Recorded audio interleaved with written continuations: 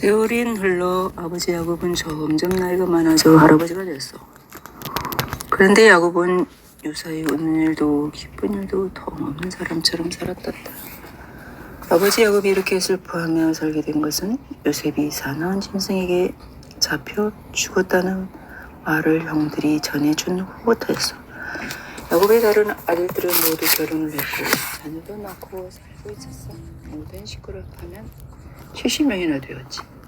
그 많은 식구는 한 식구처럼 가까이 모여 살았단다. 야곱의 아들들은 함께 힘을 모아 가축을 돌보았어.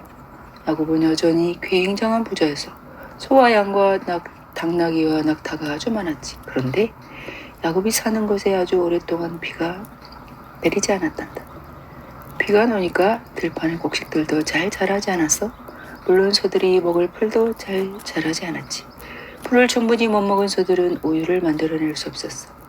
가나안에 사는 야곱과 야곱의 아들들은 살기가 조금씩 어려워졌어. 그 후에도 비가 계속 안 와서 점점 더 살기 힘들어졌어. 마침내 들판에서 곡식이 자라는 것을 전혀 볼 수 없게 되었지. 결국 들판에는 아무것도 자라지 않아 아주 거칠고 쓸쓸해졌단다. 사람도 가축도 먹을 것이 없어졌어. 이제 모두 어떻게 살아야 할까? 어느 날 당나귀에 큼직한 곡식 자루를 2개나 실은 사람이 야곱이 사는 곳 옆을 지나가고 있었어. 그걸 본 야곱이 물었지. 아니, 그 곡식들은 어디서 구하셨소? 이집트에서 구했습니다. 그곳에서 곡식을 사왔지요. 이집트에는 곡식이 많이 있습니다.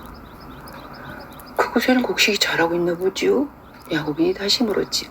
아닙니다. 거기도 이곳과 마찬가지로 곡식 한톨 자라지 않습니다. 하지만 몇 년 전 곡식이 아주 잘 자라던 때가 있었대요. 그때 이집트 사람들은 커다란 창고를 많이 지어서 남은 곡식들을 차곡차곡 보관했다는군요. 이제 이집트 사람들은 흉년이 들어도 먹을 것 걱정은 안 한답니다. 총리님께에게 가서 곡식을 살 수 있으니까요. 그 총리라는 분이 바로 곡식 창고를 책임지고 관리하는 분이죠. 그 말에 귀가 번쩍 뜨인 야곱은 당장 아들들을 모아놓고 말했어. 너희도 이집트에 한번 가봐라. 가서 곡식을 사오도록 해라. 조금 있다 곡식이 다 떨어지고 나면 우리 모두 굶어 죽게 생기지 않았느냐. 형들은 이집트에 가고 싶은 마음이 전혀 없었어. 오래전 요셉을 이집트로 팔아버린 곳이 생각났거든. 이집트로 가는 외국 상인들에게 요셉을 팔았잖아. 하지만 지금 어쩔 수 없었어. 그 이집트로 가야만 했지. 형들은 당나귀를 타고 이집트를 향해 출발했어. 베냐민은 아버지 야곱과 함께 집에 남기로 했단다. 야곱이 베냐민 걱정을 이만저만 하는 것이 아니었거든. 베냐민에게 혹시 나쁜 일이 생기지 않을까 늘 걱정인 야곱이 베냐민을 함께 보낼 리가 없지. 베냐민도 라헬이 낳은 아들이었어. 요셉이 없는 지금 베냐민은 야곱이 가장 사랑하는 아들이었단다. 긴 여행 끝에 형들은 이집트에 도착했어. 곡식을 사려고 온 사람들은 먼저 종리를 만나야 했단다.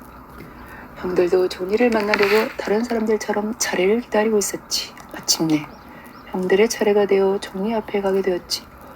형들은 종리 앞에 깊이 머리를 숙여 절을 했단다. 혹시 요셉이 어릴 때 꾸었던 꿈 기억하니? 요셉의 형들이 요셉 앞에 절하는 꿈 말이야. 곡식단들이 나오는 그 꿈, 그 이야기를 들은 형들은 요셉에게 정말 많이 화를 냈지. 그런데 지금 그 꿈이 그대로 이루어진 것을 보려 요셉은 자기 앞에 공손히 머리를 숙이고 절을 하는 이 10사람이 자기 형들이라는 것을 단번에 알아봤어. 그런데 베냐민이 안 보였어. 베냐민은 어디 있는 걸까? 요셉은 걱정했단다. 혹시 형들이 베냐민도 팔아버린 것은 아닐까? 베냐민이 어디 있는지 당장 확인해 봐야겠다고 생각했어. 요셉의 형들은 저 앞에 서 있는 높은 총리가 요셉일 거라고는 꿈에도 생각하지 못했어. 형들이 요셉을 팔 때 요셉은 고작 17살밖에 안 되었거든. 하지만 지금은 요셉은 어른이 되었고 진짜 이집트 사람처럼 보여서 요셉이 말했단다. 너희는 어디에서 왔느냐? 아주 공손하게 형들이 대답했단다. 예, 저희는 가나안이라는 나라에서 왔습니다. 곡식을 사려고 이곳으로 왔습니다. 뭐라고? 요셉은 일부러 더 엄한 목소리를 내며 말했단다. 내가 너희의 말을 믿을 것 같으냐? 너희는 적자임이 틀림없다. 이집트를 몰래 살펴보려고 이곳에 온 것이 틀림없다. 나중에 너희 나라 군대를 이끌고 우리 이집트를 쳐들어오려는 계획을 세고 이곳에 왔지. 형들은 그 말에 소스라치게 놀랐어. 아닙니다. 저희는 첩자가 아닙니다. 저희는 가나안에 사는 목자들입니다. 저희는 본래 형제가 12명 있습니다. 그런데 한 명은 죽고 다른 한 명은 늙으신 아버지와 함께 고향에 남아 있습니다. 그따위 말을 믿을 수 없다. 여봐라. 이 자들을 당장 감옥에 가둬라. 요셉은 정말로 형들을 감옥에 가뒀단다. 이제 형들은 감옥에 갇힌 것이 어떤 것인지 실제로 경험하게 되었지. 사흘이 지나고 요셉은 형들을 감옥에서 풀어주었어. 그리고 말했단다. 너희 중 한 명, 저기 시몬은 계속 감옥에 가둬두겠다. 다른 사람들은 돌아가도 좋다. 하지만 너희들이 다시 돌아올 때는 너희 막내 동생을 데리고 와야 한다.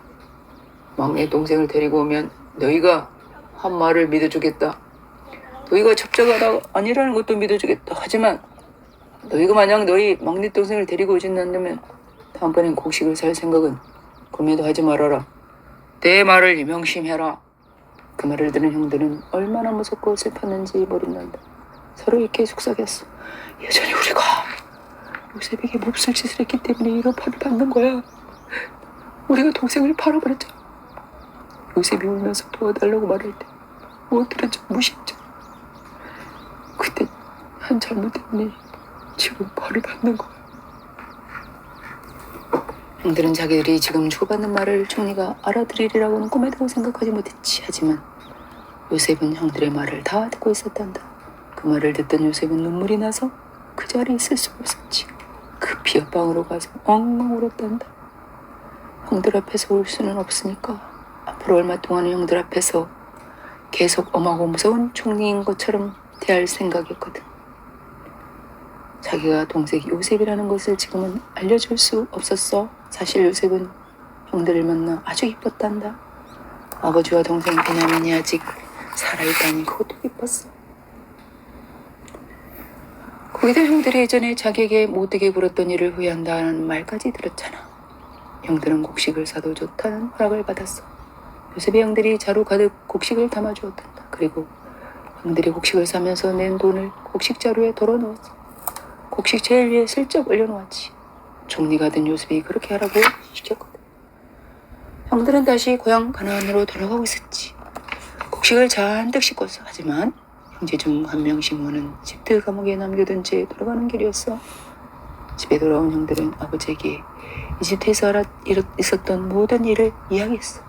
그리고 자기들의 곡식 자루를 열어 사온 곡식을 보여드렸지. 곡식 자루에는 곡식이 있고 그 위에 돈도 있었어. 형들이 곡식을 사면서 냈던 바로 그 돈 말이야. 형들은 그 무시무시한 총리가 자기들을 도둑이라고 생각할지 모른다는 이야기도 아버지에게 했어. 형들은 정말 무서웠단다. 아버지하고는 더욱더 슬펐어. 처음에는 사랑하는 아들 요셉을 잃었지. 지금은 아들 시몬이 이집트 감옥에 갇혀 있어. 그리고 다음에는 베냐민을 데리고 이집트에 가야 한다잖아. 절대로 그렇게는 못한다. 나 거기 말했지. 베냐민까지 잃을 순 없다. 베냐민까지 내 곁을 떠나버리면 내가 어떻게 살겠느냐? 슬퍼서 내가 어떻게 살겠느냐?